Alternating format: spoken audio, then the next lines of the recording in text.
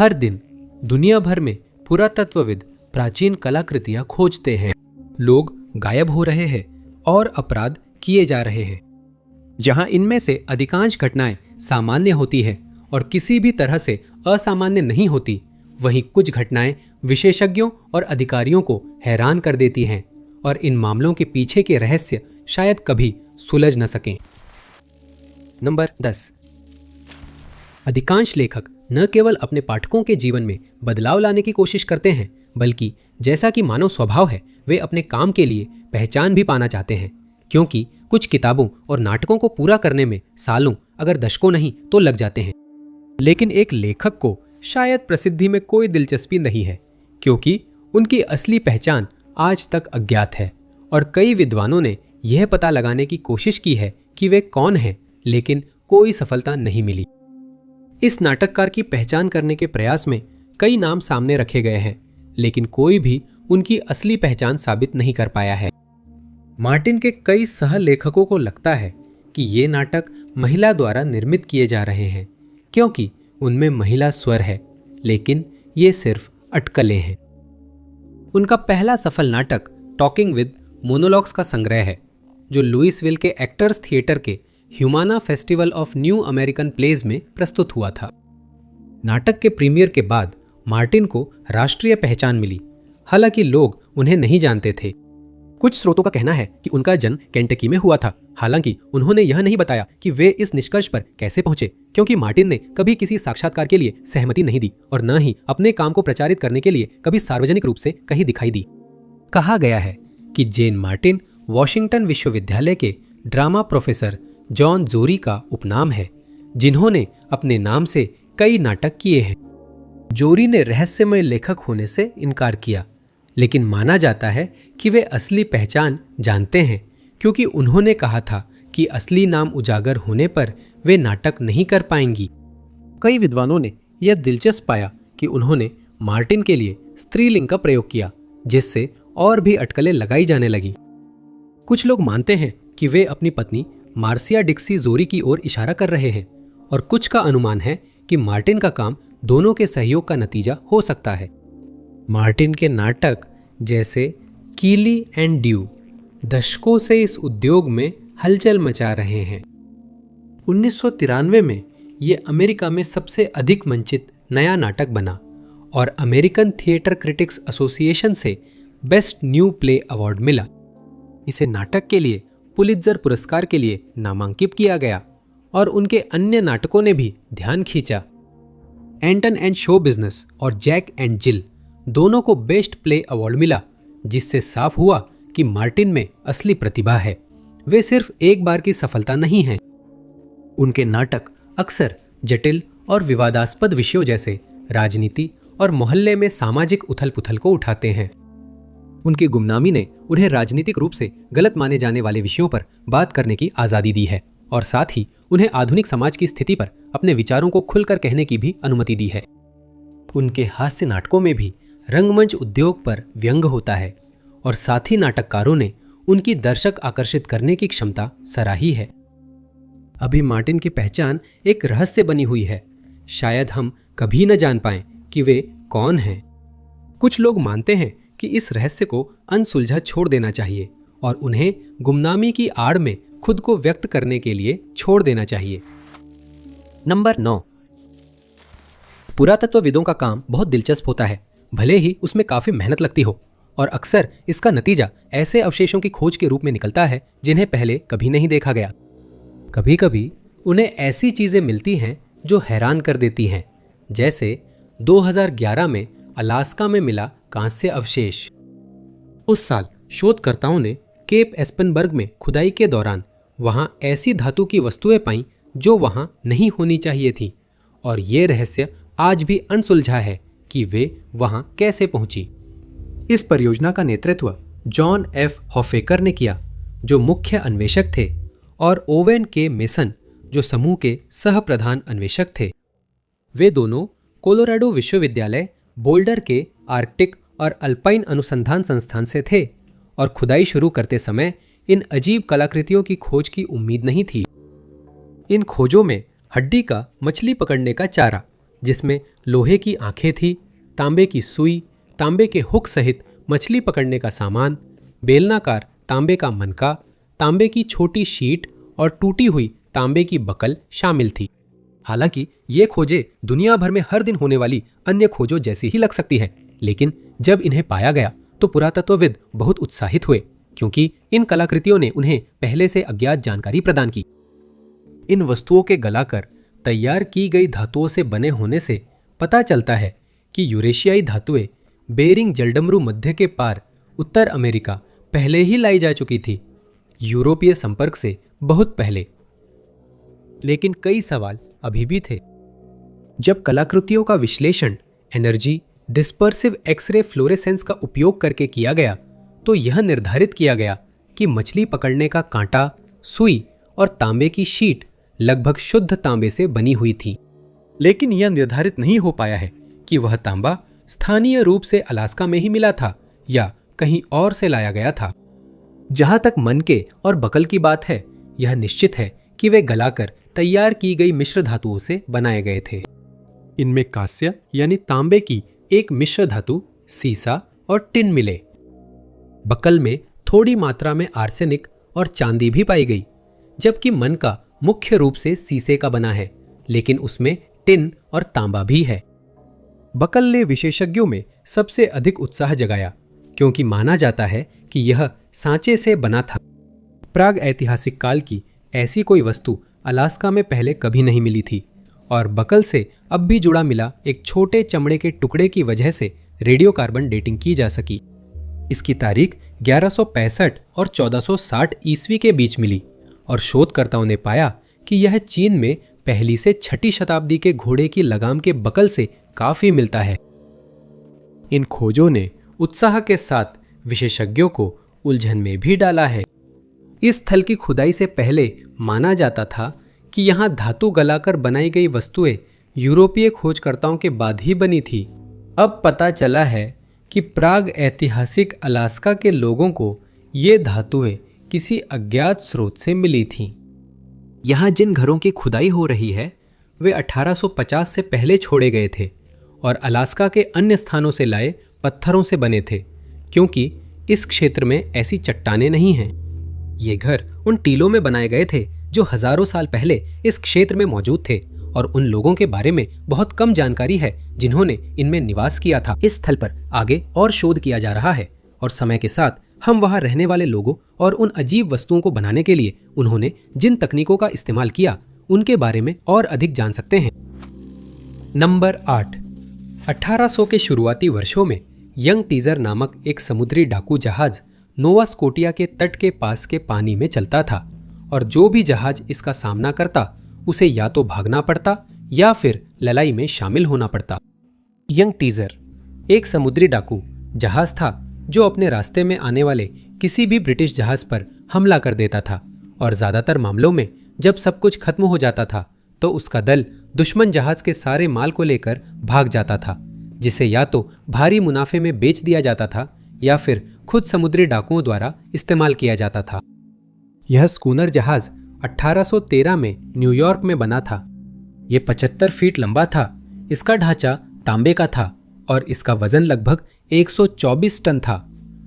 इसमें कई तोपें थी और जहाज के आगे डरावना मगरमच्छ का खुला जबड़ा आक्रामक मुद्रा में था। 1912 के युद्ध में जहाज महोनी बे क्षेत्र में घूमता रहा, क्योंकि यहाँ कई खाड़ी और द्वीप थे जो चालक दल को छुपने व ब्रिटिश जहाज़ों पर हमला करने का मौका देते थे। हालात और भी खराब तब हो गए जब जिन जहाज़ों पर हमला किया गया वे पूरी तरह से बिना हथियार के थे और उनके चालक दल के पास तुरंत आत्मसमर्पण करने या बहुत ही दुर्भाग्यपूर्ण अंत का सामना करने के अलावा कोई विकल्प नहीं था। एक बार जहाज़ों पर कब्जा कर लिया जाता और उनका माल यंग टीजर पर लाद दिया जाता तो उन जहाज़ों को बोस्टन ले जाया जाता, जहां उन्हें बेच दिया जाता था। कैप्टन फ्रेडरिक जॉनसन पुराने जहाज टीजर के कप्तान थे। उन्हें पहले गिरफ्तार किया गया था, लेकिन यह वादा करने के बाद कि वह फिर कभी किसी ब्रिटिश जहाज पर हमला नहीं करेंगे, उन्हें पैरोल पर रिहा कर दिया गया था। लेकिन अमेरिका लौटने पर उनका समुद्री लूटपाट के प्रति मोह फिर जाग उठा। वो यंग टीजर के क्रू में शामिल हो गए, जिसका नाम उनकी पुरानी जहाज के नाम पर रखा गया था, और बाकी क्रू के सदस्यों को वो तुरंत ही नापसंद आ गए, जिन्होंने उन्हें बदतमीज, घटिया और गुस्सैल स्वभाव का बताया। इसके बावजूद उन्होंने जहाज के प्रथम लेफ्टिनेंट के रूप में 36 क्रू मेंबर्स के साथ समुद्र यात्रा शुरू की। उन्होंने कप्तान W.B. डॉब्सन के अधीन सेवा की, जो प्रसिद्ध समुद्री डाकू थे, और जहाज ने 10 मई 1813 को पहली यात्रा शुरू की। 3 दिन बाद उन्होंने अपना पहला निशाना पहचाना और इनविंसिबल नेपोलियन नामक ब्रिटिश जहाज पर हमला किया। चालक दल ने भागने की पूरी कोशिश की, लेकिन 5 घंटे तक पीछा करने के बाद ही समुद्री डाकू उन तक पहुंच पाए। इनविंसिबल नेपोलियन को पकड़कर पोर्टलैंड में नीलामी में बेच दिया गया, लेकिन 2 हफ्ते बाद यंग टीजर को मुश्किल चुनौती मिली। कैप्टन डॉब्सन ने HMS लाहोगू के दल को द्वंद्व के लिए चुनौती दी, जिसे कैप्टन कैपल ने स्वीकार किया। डॉब्सन को जल्दी ही एहसास हो गया कि उन्होंने गलती कर दी है और उन्होंने भागने की कोशिश की, लेकिन ब्रिटिशों ने उनका पीछा किया। HMS लाहोगू के साथ ऑर्फियस व कास्टर भी जुड़ गए और डॉब्सन को इसकी खबर नहीं थी। हेलीफैक्स के पास जमीन पर तोपची तैनात कर दिए गए थे, ताकि अगर यंग टीजर खाड़ी में भागने की कोशिश करे तो उसे रोका जा सके। डॉब्सन ने जहाज को 18 घंटे तक तैरता रखा और अंत में उथले पानी में ले गए, ये सोचकर कि बड़े जहाज पीछा नहीं कर सकेंगे। ये चालें काम करती हुई दिखी, लेकिन कप्तान कपेल ने फिर अपने आदमियों को जहाज की नावों में पीछा करने का आदेश दिया, जिनमें से हर एक में तोप लगी हुई थी। डॉब्सन चेस्टर हार्बर में जहाज ले गए, जहां वह क्वेकर आइलैंड के पास फंस गया। लेफ्टिनेंट जॉनसन जानते थे कि उन्होंने अपना वादा तोड़ दिया है, इसलिए अगर वे पकड़े गए तो निश्चित रूप से उन्हें फांसी दी जाएगी। तो उन्होंने वो किया जिसकी कोई कल्पना भी नहीं कर सकता था।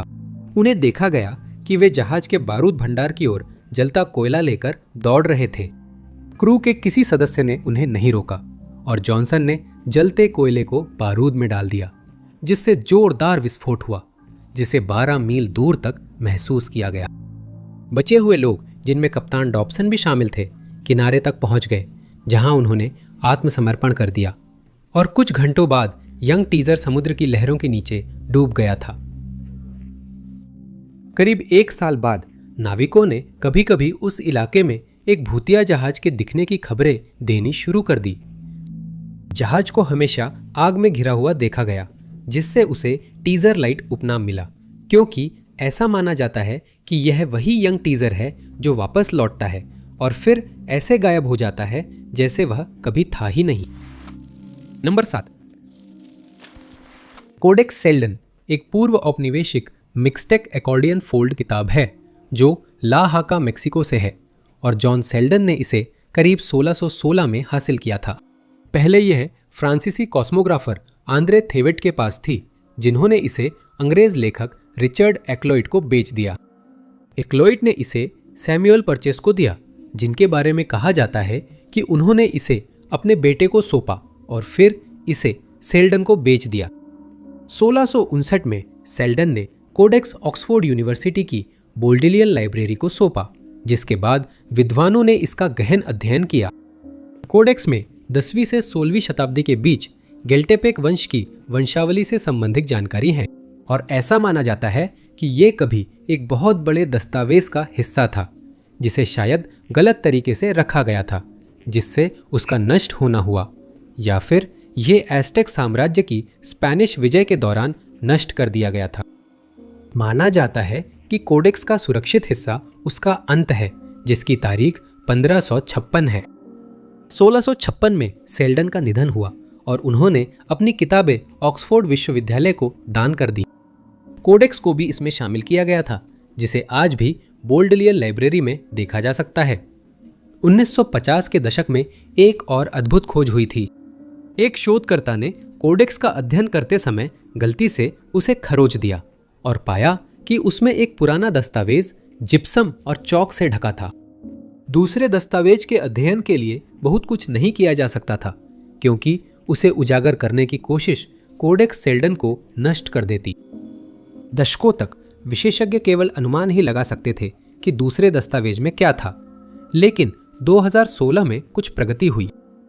पुस्तकालय के विशेषज्ञों ने दस्तावेज के कुछ विवरणों को उजागर करने के लिए तकनीकों का इस्तेमाल करना शुरू किया और वे उसमें मौजूद 500 साल पुरानी छवियों को पढ़ना शुरू करने लगे। हाइपरस्पेक्ट्रल इमेजरी से कई चित्रलिपियां मिली बिना कोडेक्स को नुकसान पहुंचाए। उन्होंने पाया कि ये चित्र अन्य मिक्सटेक पांडुलिपियों से मेल नहीं खाते जो अब तक मिली हैं, क्योंकि इसमें ऐसे पात्र हैं जो या तो बैठे हैं या खड़े हैं, लेकिन सभी एक ही दिशा में देख रहे हैं। हालांकि यह असामान्य नहीं, लेकिन पुराने दस्तावेज में पुरुष और महिला दोनों आकृतियां होना सामान्य नहीं है, जिससे शोधकर्ता सोच में है कि दस्तावेज क्या दर्शाता है। इसमें एक विशेष पात्र भी है जो बाकी सभी से अधिक प्रमुख और महत्वपूर्ण प्रतीत होता है। अनुमान है कि यह आकृति मेक्सिको के जासिला और टेओजाकुआल्को पुरातात्विक स्थलों से जुड़ी है, लेकिन इसकी पुष्टि नहीं हुई है। कुछ चित्रों में लोग छड़ी से चलते, लाल बालों वाली महिलाएं और नदियों के नाम भी दिखाए गए हैं। आशा है कि आगे हाइपरस्पेक्ट्रल इमेजरी या नई तकनीकों से इन चित्रों का गहराई से अध्ययन होगा और पुराने दस्तावेज का असली उद्देश्य व अर्थ सामने आएगा। नंबर 6, कॉम्टे सेंट जर्मेन। एक साहसिक यात्री जो 18वीं सदी में रहते थे, उन्हें कई लोग अब तक के सबसे रहस्यमय ऐतिहासिक व्यक्तियों में से एक मानते हैं। कोई भी उनकी असली पहचान पता नहीं कर पाया है और केवल उनका उपनाम वंडरमैन, जिसका अर्थ है वंडरमैन, ही जाना जाता है। यह भी ज्ञात है कि उन्हें फ्रांस के लुई 15वां द्वारा एक राजनयिक के रूप में नियुक्त किया गया था और वे काफी बातूनी थे। असल में जियाकोमो कासानोवा के बारे में कहा जाता है कि वे सेंट जर्मेन से इसलिए चिढ़ गए थे क्योंकि वे दोनों जब एक डिनर में शामिल थे तब सेंट जर्मेन लगातार बात करते रहे और रुक नहीं रहे थे। फ्रांस में बिताए वर्षों में कई लोगों ने मान लिया कि वह अमर है, क्योंकि वे न बीमार हुए न बूढ़े और ऐसी बातें जानते थे जो कोई नहीं जानता था। सेंट जर्मेन के अनुसार वे कम से कम 12 भाषाएं धारा प्रवाह बोल सकते थे और इतिहास से जुड़ा कोई भी सवाल तुरंत जवाब देते थे। वे प्रतिभाशाली संगीतकार थे और दावा करते थे कि उन्हें कीमियागरी का श्रेष्ठ ज्ञान है जो उन्होंने सैकड़ों वर्षों में सीखा। उन्होंने कहा कि वे एक जादुई अमृत से हमेशा जवान दिखते थे, लेकिन किसी ने न तो वह मिश्रण देखा था न ही उन्हें पीते हुए। ज्ञात है कि वे 1740 में यूरोप में अचानक ऐसे आए जैसे कहीं से भी आ गए हों। जब भी उनसे पूछा जाता कि वे कहां से आए हैं, वे जवाब देने से इनकार कर देते थे और सबसे पहली चीज जो वे करते थे वह थी अपने संगीत कौशल से आसपास के लोगों को चकित कर देना। हालांकि उनका गुमनाम रहना कुछ परेशानियां लाया। ब्रिटेन में विद्रोह शुरू हो रहा था और जब सेंट जर्मेन बिना पहचान बताए वहां पहुंचे तो उन पर जासूसी का आरोप लगा और उन्हें गिरफ्तार कर लिया गया। आखिरकार उन पर से शक हटा और अनुमान लगाया गया कि वे शायद इतालवी, पुर्तगाली, पोलिश या स्पेनिश हैं। यह भी कहा गया कि उन्होंने मेक्सिको में एक अमीर महिला से शादी कर उसकी ज्वेलरी चुरा ली और कॉन्स्टेंटिनोपल भाग गए, जिससे उनके पास पैसे होने का कारण समझ आता है। कुछ लोग मानते थे कि वे पादरी, पेशेवर वायलिन वादक या दूर देश के रईस हो सकते हैं। एक समय वे डच गणराज्य गए और 7 वर्षों के युद्ध में ब्रिटेन फ्रांस के बीच शांति समझौता कराने की कोशिश की। इसके बाद वे मध्य यूरोप लौटे, जहां वे ज्यादा से ज्यादा लोगों से मिलते, भीड़ के लिए वायलिन बजाते और हर विषय पर अपना ज्ञान साझा करते। 1780 के दशक में उन्होंने प्रिंस चार्ल्स ऑफ हेसे कैसल के लिए काम किया और ज्यादातर समय कीमियागरी के प्रयोग व कपड़े रंगने में बिताया। कहा जाता है कि उनकी मृत्यु हो गई, फिर भी कई लोगों ने उन्हें बाद में देखने की बात कही। इसके अलावा काउंटेस वॉन जॉर्जी ने एक बार सेंट जर्मेन से मिलने की बात याद की और कहा कि वो बिल्कुल उसी दूसरे व्यक्ति की तरह दिखते थे जिनका नाम भी सेंट जर्मेन था, जिनसे वो लगभग 50 साल पहले मिली थीं। सेंट जर्मेन ने पुष्टि की कि वह वास्तव में वही व्यक्ति थे जिनसे वह उस मौके पर मिली थी और इसी वजह से यह समझना आसान है कि इतने सारे लोग क्यों मानते थे कि वह अमर है। उनकी असली पहचान कभी उजागर नहीं हुई और सेंट जर्मेन 18वीं सदी के सबसे रहस्यमय व्यक्तियों में से एक बने हुए हैं। नंबर 5, एक महल के गार्ड गिल पेरेस की कहानी ऐसी है जिस पर यकीन करना बहुत मुश्किल है, लेकिन कई लोगों ने इस आदमी के इर्द गिर्द हुई अजीब घटनाओं को देखा और यह दावा किया कि उसने किसी तरह टेलीपोर्ट कर लिया, चाहे यह सुनने में कितना भी अविश्वसनीय क्यों न लगे। ये अजीब घटना 25 अक्टूबर 1593 को हुई थी और उस रात फिलीपींस के मनीला शहर के गवर्नर के महल में बहुत कम गतिविधि हो रही थी और प्रवेश द्वार पर पहरा दे रहे लोगों में से एक आदमी जागे रहने के लिए संघर्ष कर रहा था। कहा जाता है कि वह एक गर्म उमस भरी शाम थी जिससे ऊब असहनीय हो गई और वह जागे रहने की लड़ाई हार गया। वह लगातार जम्हाई ले रहा था। जल्दी ही उसकी आंखें भारी हो गई और वह पल भर को झपक गया।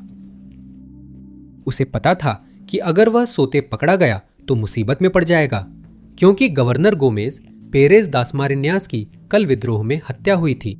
सभी फिलिपिनो गार्डिया सिविल के गार्ड्स को पूरी तरह सतर्क रहना था, लेकिन पेरेज पहले ही महल की दीवार के सहारे टिके हुए अपने अनुसार केवल एक पल के लिए झपकी ले चुके थे। जब वो अचानक जागे तो उन्हें अपनी आंखों पर विश्वास नहीं हुआ कि वो क्या देख रहे हैं। महल गायब था और वे आसपास कुछ भी नहीं पहचान पा रहे थे। उन्होंने यह भी देखा कि पास में कुछ सैनिक खड़े हैं जो उनसे बिल्कुल अलग वर्दी पहने हुए थे। जैसे ही उन्होंने देखा वे शक करने लगे।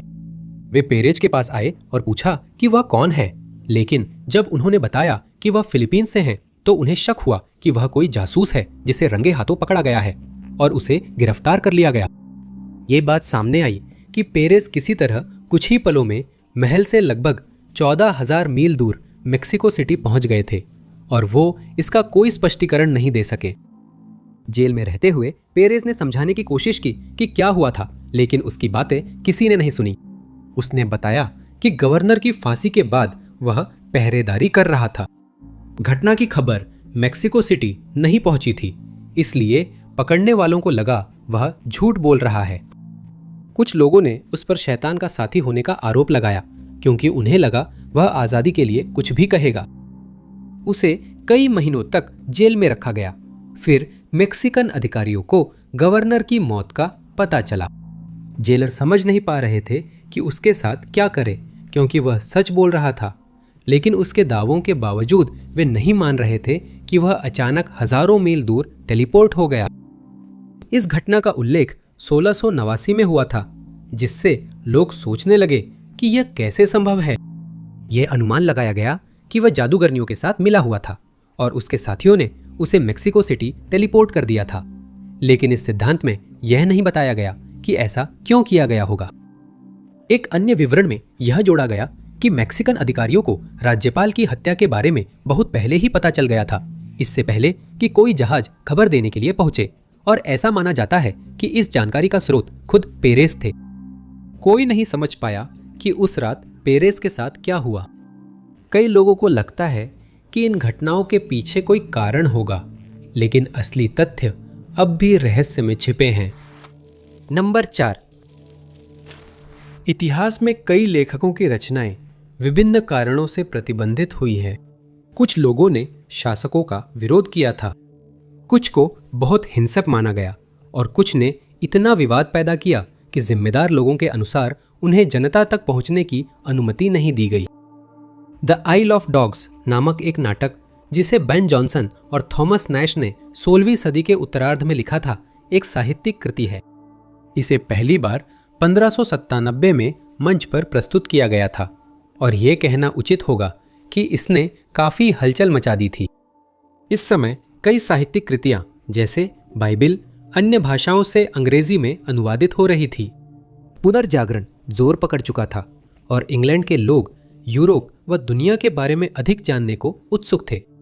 इसलिए इन अनुवादित कृतियों की बहुत मांग थी और कई किताबों को नाटकों में बदला जा रहा था, जिन्हें जनता के सामने प्रस्तुत किया जाता था। कुछ नाटककारों ने इन कहानियों में अपने विवरण जोड़ दिए, जिससे रंगमंच का माहौल तेजी से बनने लगा।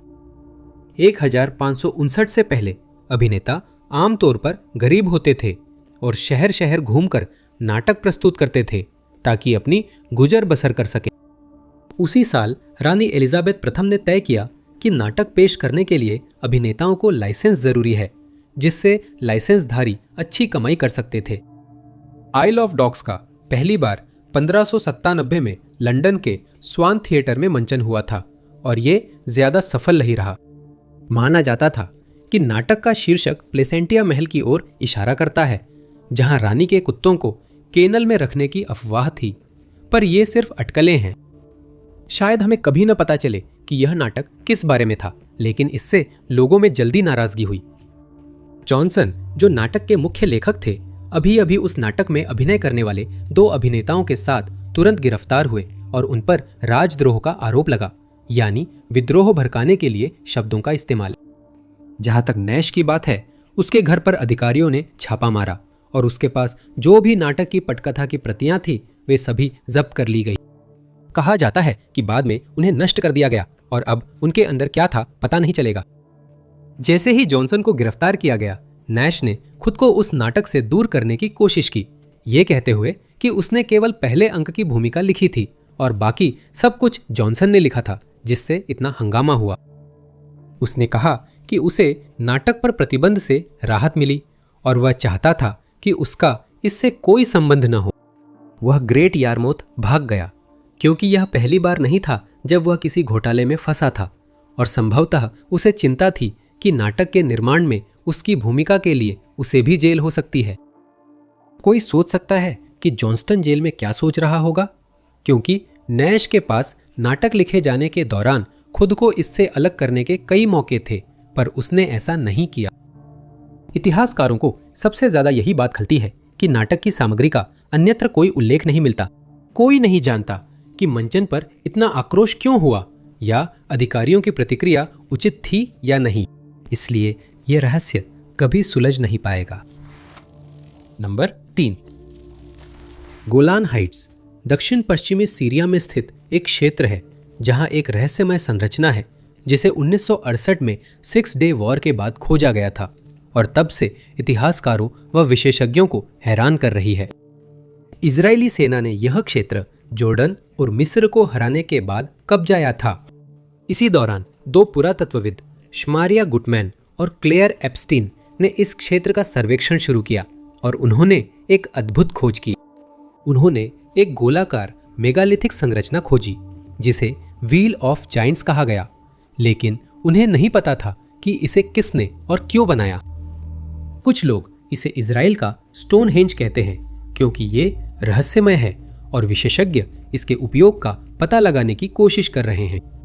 जब विशेषज्ञों ने इसका अध्ययन करना शुरू किया तो इस संरचना की उम्र लगभग 5000 से 6000 साल पुरानी आंकी गई, जो इसे मिस्र के पिरामिडों से भी पुराना बनाती है। इस संरचना में कई समकेंद्रित वृत्त हैं जिन्हें लगभग 40,000 बेसॉल्ट पत्थरों को जमीन पर हाथों से रखकर बनाया गया था। सबसे बड़ा बाहरी वृत्त लगभग 500 फीट चौड़ा है। ये पत्थर आसपास के इलाके के एक निष्क्रिय ज्वालामुखी से मिले थे। कुछ पत्थर कंकड़ जैसे छोटे हैं, जबकि कुछ का वजन 5.5 टन तक है। इसमें 4 और छोटे घेरे भी हैं और इसके केंद्र में शोधकर्ताओं ने एक दफन कक्ष खोजा जिसकी ऊंचाई लगभग 15 फीट है। खोज के बाद इस पर काफी शोध हुआ, लेकिन इसे किसने और क्यों बनाया इसकी ठोस जानकारी नहीं मिली। इस प्रकार इस खोज ने कई तरह की अटकलों को जन्म दिया है और कई विशेषज्ञों ने इसकी मौजूदगी को समझाने के लिए सिद्धांत प्रस्तुत किए हैं, ठीक वैसे ही जैसे इंग्लैंड के विल्टशायर में सैलिसबरी प्लेन पर कुख्यात स्टोनहेंज के बारे में किया गया था। ये सुझाव दिया गया है कि इन पत्थरों को इतनी सावधानी पूर्वक इस तरह से रखा गया था ताकि ग्रीष्म और शीत अयनांत के दौरान सूर्य की किरणें सही तरीके से संरेखित हो सके। अगर यह सच है तो यह स्थल धार्मिक उद्देश्यों के लिए या कुछ विशेष अनुष्ठानों के दौरान उपयोग में लाया जाता रहा होगा, जो बहुत समय पहले वहां किए जाते थे।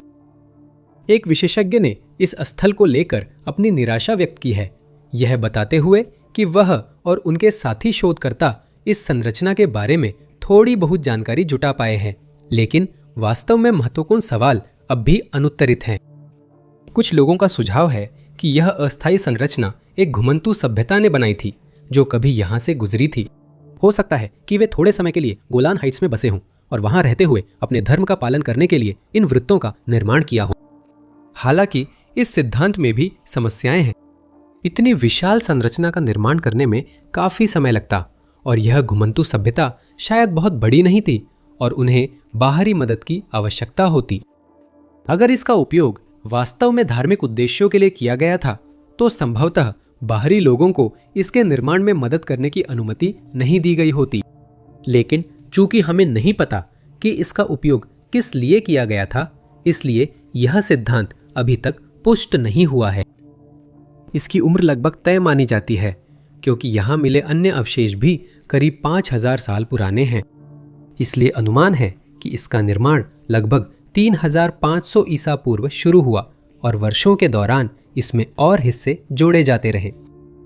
व्हील ऑफ जायंट्स पर शोध जारी है और समय के साथ हम उन रहस्यमय लोगों के बारे में और जान सकते हैं जो हजारों साल पहले इस क्षेत्र में थोड़े समय के लिए रहे थे।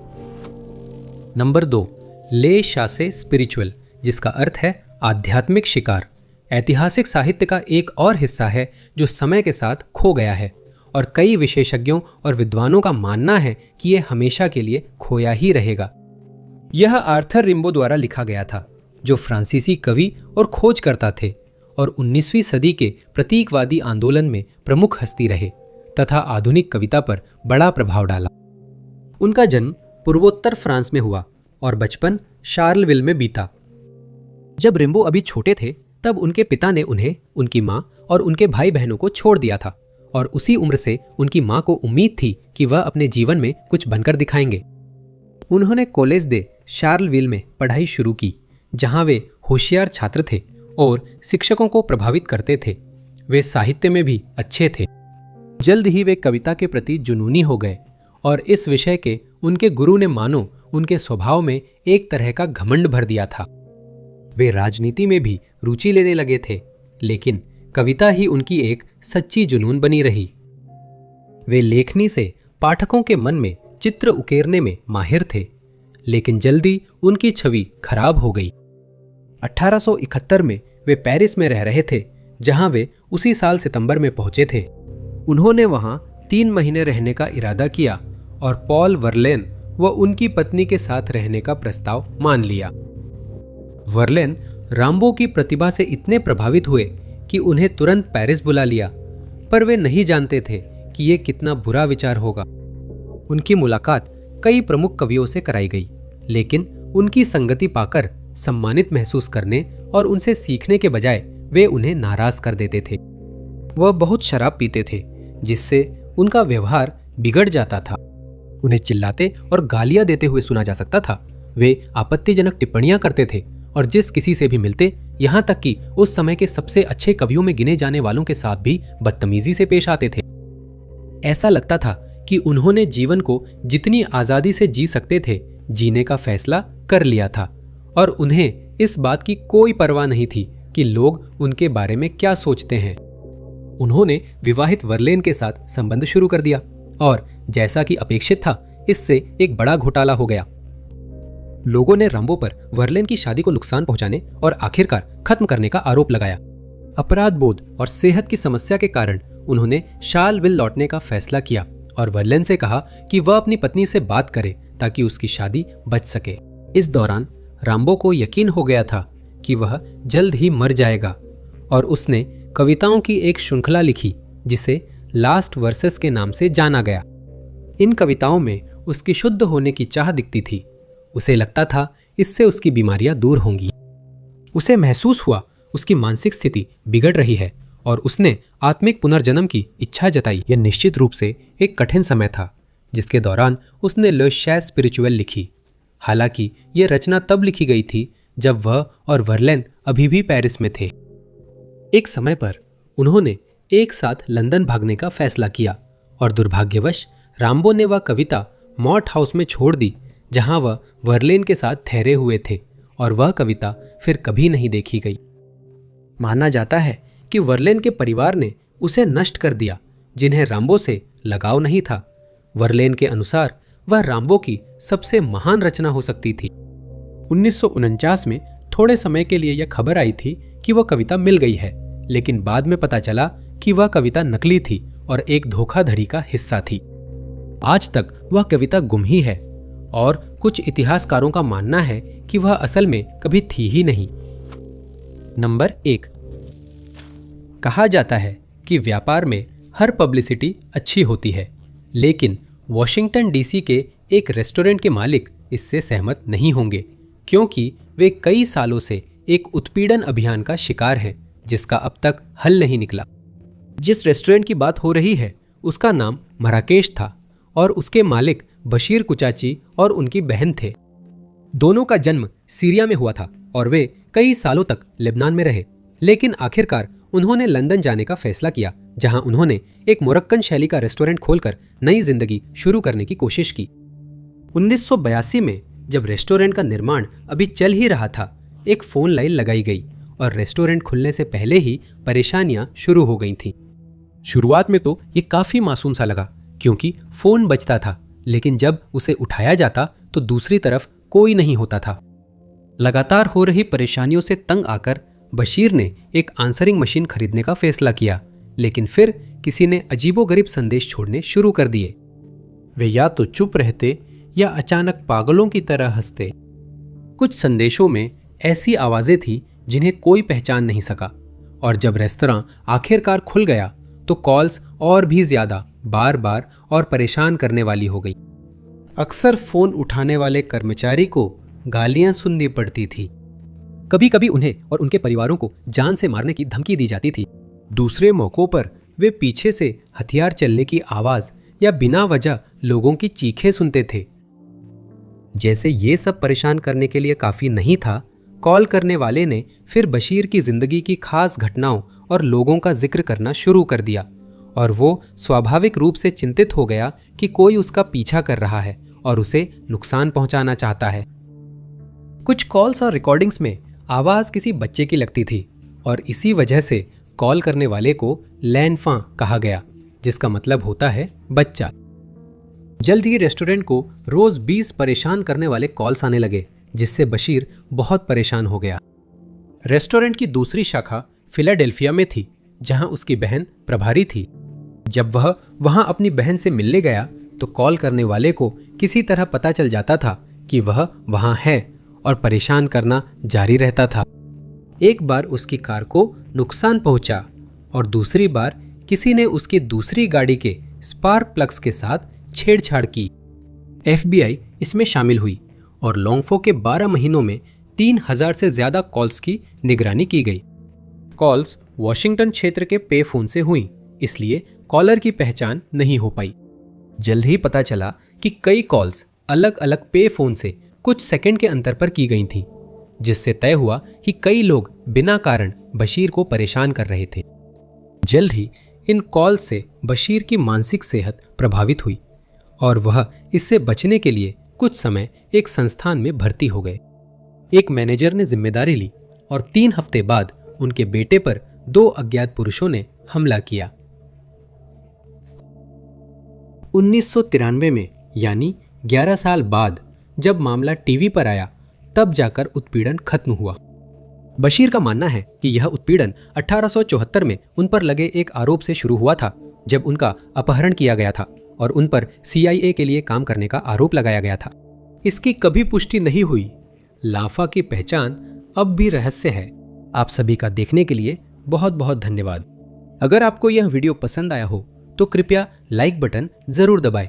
साथ ही सब्सक्राइब करना और नोटिफिकेशन बेल दबाना न भूलें, ताकि हमारे आने वाले सभी वीडियो की जानकारी आपको मिलती रहे। मेरा नाम टॉप 5 अननोन्स है। अगले वीडियो में मिलूंगा।